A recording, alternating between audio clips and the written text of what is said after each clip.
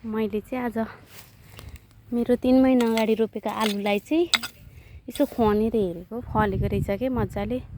किनभने सिजन पनि हो, सबैले रोपेर अहिले खनिसक्नु भयो कि। अनि मैले पनि मेरो नि बेला भयो होला भनेर यति बोट यहाँ मैले खनेर हेरेको, कस्तो मजाले फलेको रहेछ कि।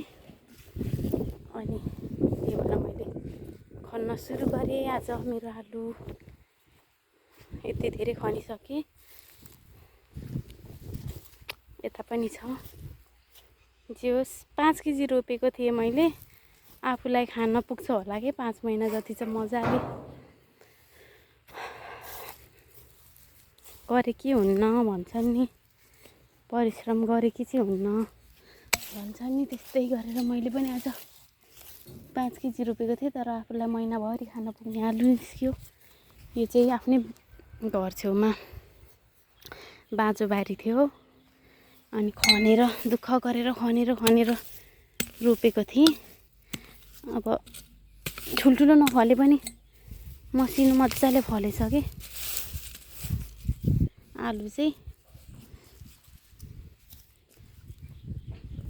तराईको कति बारीहरू बाँझी छ कि, यसरी खेती किसान गरे कि चाहिँ हुन्न कि। मल भए हुन्छ कि तराईमा त, पाहाडमा पो दुःख गर्दा नि आउँदैन कति कुराहरू चाहिँ।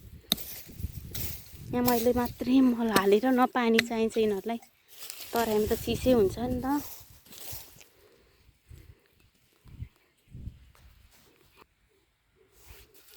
यसरी खन्दैछु। एउटा बोटमा त कुनै बोटमा त 30-40 दानासम्म फलेको छ क्या आलु। त्यहाँ परको बोटमा त मल पुगेको ठाउँमा त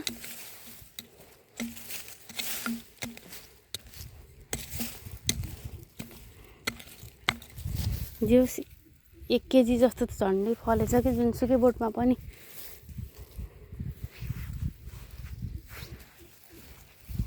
मैले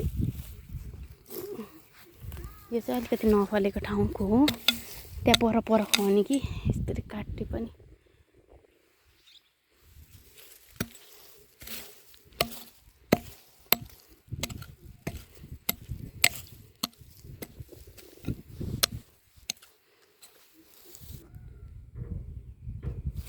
धेरै फलेछ, कुनैमा चाहिँ गरे के हुन्न भन्छ नि, त्यस्तै। 5 केजीबाट यति आउनु भनेको त धेरै राम्रो कुरा हो नि। त्यहाँ खनेर हेरेँ, त्यहाँ त कति धेरै फलेको रहेछ कि। अनि मैले खन्न सुरु गरेँ। आलु फलेको देख्दा खन्न कि नखन्नु जस्तो भइरहेको थियो, त्यो पनि खन्न सुरु गरेँ।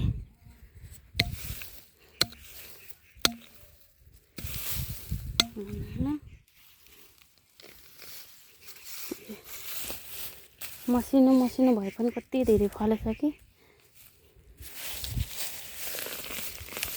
यस्तरी फल्दा कसलाई खुसी लाग्दैन र।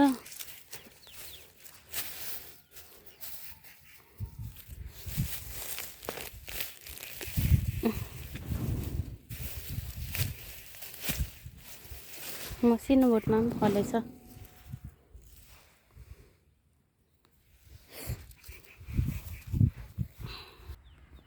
मैले चाहिँ ठुलो खन्ने कुरा नभएर सानोले खनिरहेको छु कि।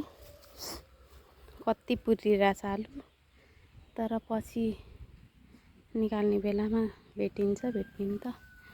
यत्रोले खन्दैछु कुटोले।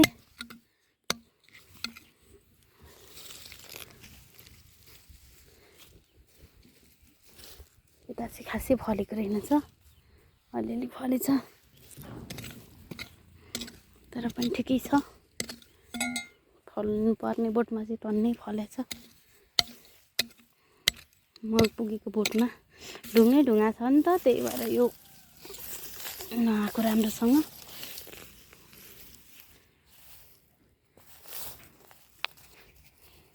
राम्रो माटो भएको भए कति फल्थ्यो होला झनै।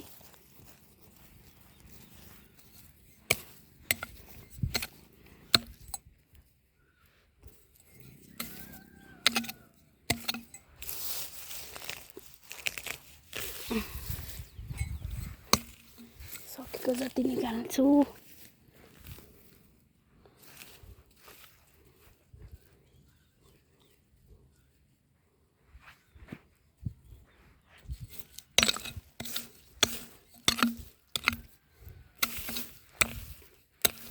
यति धेरै ढुङ्गा छ कि यहाँ कुरै नगरौँ।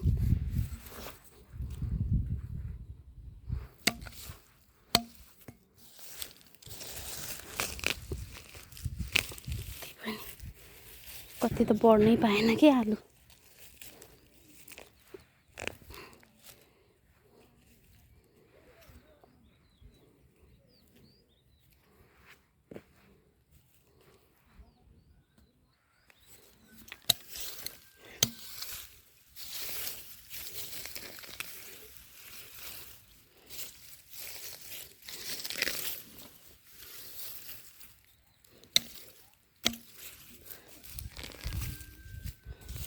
हेर्नु आलु त फलेको नि।